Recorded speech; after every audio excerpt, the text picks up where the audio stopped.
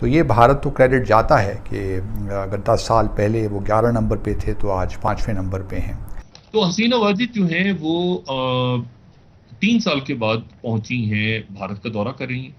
और दौरा जो है उनका इम्पोर्टेंट इसलिए है कि इस दौरे में बहुत सारे इस मामला। वक्त और अगर आज से 10 साल पहले देखें तो भारत तकरीबन 11वें नंबर पे था और अब वो 5वें नंबर पे आ गया है। इस पूरे टर्मोइल में पाकिस्तान के अंदर तबाही जो आई हुई है, देखिए बाहर के लोग इस वक्त पाकिस्तान से ये कम से कम एक्सपेक्ट नहीं करते। पाकिस्तान इतना मकरूज मुल्क है क्योंकि यहाँ पर अब ये कहा जा रहा है कि कहत का खतरा है, ये बाकायदा अब रिपोर्ट्स जारी हो रही हैं। पाकिस्तान और भारत अगर मिलकर एक साथ काम करें, कोई नहीं निकलने वाला।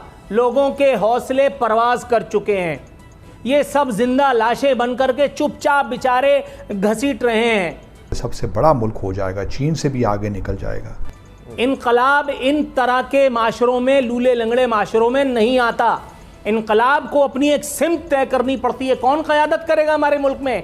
अब उसने बरतानिया की जगह ले लिया। आपके इन जमहूरी या गैर जमहूरी डाकुओं के मुंह पर तमाचा है ये। 75 साल में जो कौम सैलाब से बचने के लिए काम नहीं कर सकी, तो भारत को ये अब एजाज़ हासिल हो गया कि 5वीं बड़ी इकॉनमी है।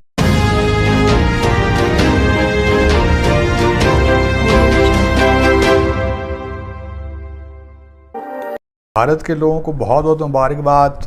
IMF के मुताबिक भारत अब दुनिया की 5वीं बड़ी इकॉनमी बन गया है। इससे पहले वो 6ठी बड़ी इकॉनमी था। अब उसने बरतानिया की जगह ले ली है और बरतानिया अब जो है वो 6ठी बड़ी इकॉनमी हो गई है इस वक्त। और अगर आज से 10 साल पहले देखें तो भारत तकरीबन 11वें नंबर पे था और अब वो 5वें नंबर पे आ गया है। इससे पहले जो बड़ी इकॉनमीज़ हैं वो अमेरिका की इकॉनमी सबसे बड़ी है, उसके बाद चीन, फिर जापान, फिर जर्मनी। तो भारत को ये अब एजाज़ हासिल हो गया कि 5वीं बड़ी इकॉनमी है। भारत की इकॉनमी अगर आप देखिए तो इस वक्त IMF के मुताबिक 3.5 ट्रिलियन डॉलर की है, जबकि बरतानिया की अब हो गई है 3.2 ट्रिलियन डॉलर। क्योंकि वो कि ये एक बड़ा खुशाइन बात होती है, क्योंकि इससे लगता है कि इकॉनमी ग्रो कर रही है और ये बिल्कुल ठीक भी है। जो जो आपकी इकॉनमी का साइज़ बढ़ता है, अपॉर्चुनिटीज़, मौक़े भी ज़्यादा पैदा होते हैं।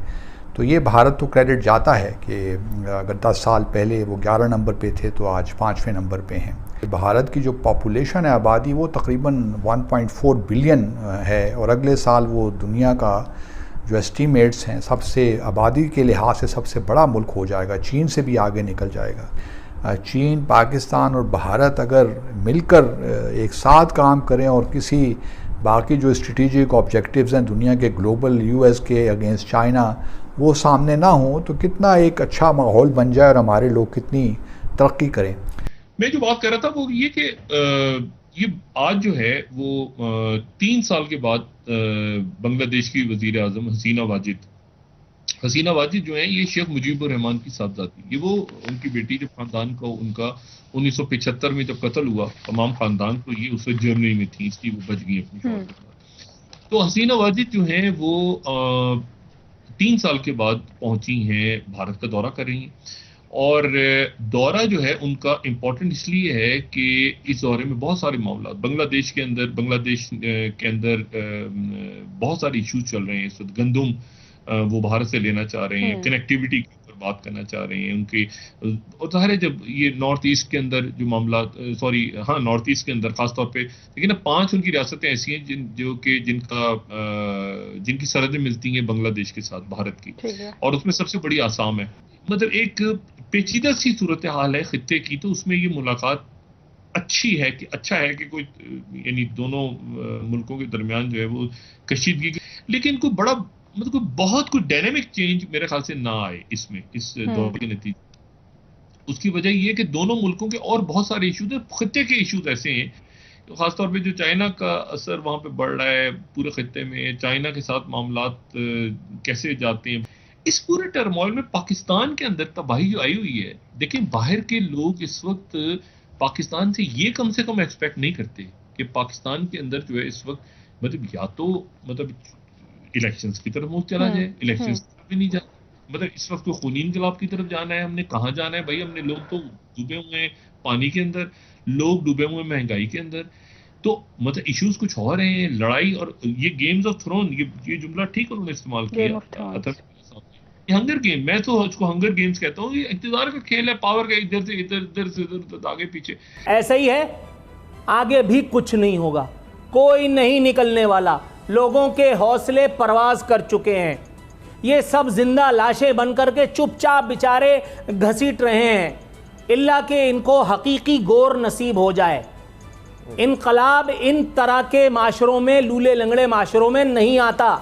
इनकलाब को अपनी एक सिमत तय करनी पड़ती है। कौन क़यादत करेगा हमारे मुल्क में इनकलाब की? फजलुर रहमान साहब, नवाज शरीफ, शहबाज शरीफ, या उनके मद्दे मुकाबिल जो हैं? ओ भाई कुछ नहीं है। आईएमएफ जो कह रही है आपको मनोअन ऐसा करना है, मैं ज़्यादा डिटेल में नहीं जाता। आईएमएफ ने अभी जो कुछ अरसे पहले, 2 दिन 3 दिन पहले जो एक इंकशाफात किए हैं, उन इंकशाफात को अपने जहन में लाइए और फिर सोचिए कि ये सब कुछ जो हो रहा है ये क्यों हो रहा है। इस क़िताल में, अवाम के इस क़िताल में कौन कौन सा जमहूरी या गैर जमहूरी डाकू बाज़ाब्ता तौर पर मुलव्विस है, हम किनको तबर्रा करें और किनको तबर्रा करके हमने छोड़ दिया है, जिनको बाज़ाब्ता तौर पर हमें इस तबर्रे के दायरे में अहाते में लेकर के आना होगा। सही, ब्रेक, आपको पता चलेगा बारात जा कहाँ रही है। और बैनुल-अक़वामी सतह पर भी इमदाद है, लेकिन क्या इतनी ज़्यादा तबाही है कि ये इमदाद भी काफ़ी नहीं है?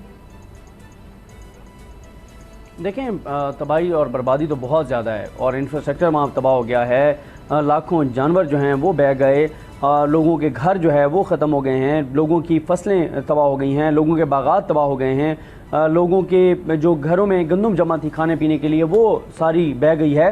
हर तरह से मुश्किलात हैं। एक तो फौरी तौर पर लोगों को रेस्क्यू करना है, वो पाकिस्तान की फ़ौज के जवान जो है वो बड़ी तादाद में सैलाबज़दा इलाकों में रेस्क्यू कर रहे हैं बड़े ज़बरदस्त तरीके से।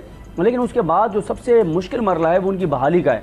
अब देखें, आपने उनको घरों की तामीर भी करके देनी है, आपने उनका जो रोज़गार का सिलसिला था, जो उनके जानवर थे, उस हवाले से भी उनको सपोर्ट करना है, आपने उनकी जो उनकी गंदम वगैरह थी उसके हवाले से भी आपने सपोर्ट करना है।